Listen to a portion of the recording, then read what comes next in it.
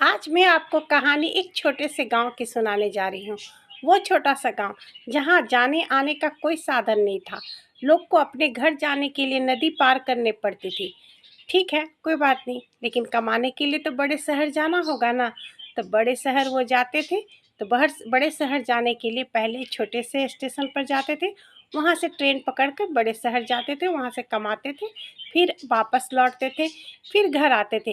ये आने जाने में उन्हें करीब 11 साढ़े 11 बज जाता था रात का।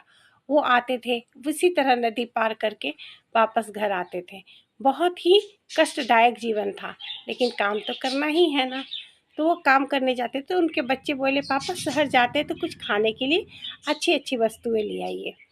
उनके पिताजी बोले ठीक है। फिर वो काम करने गए, कुछ मिठाइयाँ लेकर वो लौट रहे थे। तो लौट रहे थे, उनके पीछे कोई लग गया। शायद कोई महिला लग गई, भूत थी कि क्या थी पता नहीं, लग गई। अब वो चल रहे तो पीछे से छम छम छम छम चलने का आवाज़ आ रहा है। वो रुक जाए तो आवाज़ भी रुक जाए, फिर और तेज़ी से चले तो वो भी तेज़ी से छम छम छम छम आवाज़ आए।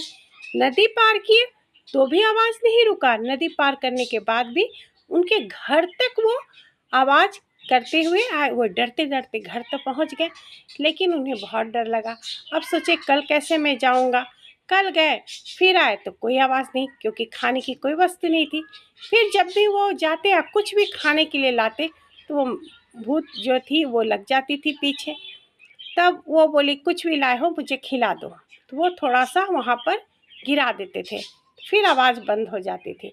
लेकिन ये कब तक कैसे चलेगा? क्या सारा खाना उसी को दे के आना पड़ेगा?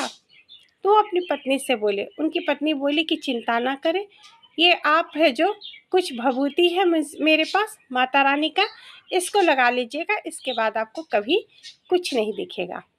फिर वो गए, तो वहाँ गए, काम किए, फिर खाने के लिए गुड़ और चूड़ा लेकर आ रहे थे। फिर वो भूतनी आ रही थी, उसको पता था कि वो गुड़ और चूड़ा लाए हैं। वो बोल रही है, मुझे गुड़ और चूड़ा दो। तो उनको याद आया कि पत्नी दी थी भभूति। वो भभूति को अपने सिर पर लगाए, पूरे हाथ पैर में भी थोड़ा थोड़ा लगा लिए, जिसके कारण वो नहीं दिखी और उसका आवाज़ भी नहीं आया। अब वो जब भी आते थे तो भभूति ही लगा के आते थे। ये भी एक सच्ची घटना है। अगर आपको कहानी पसंद आई हो तो लाइक और सब्सक्राइब कीजिएगा। धन्यवाद।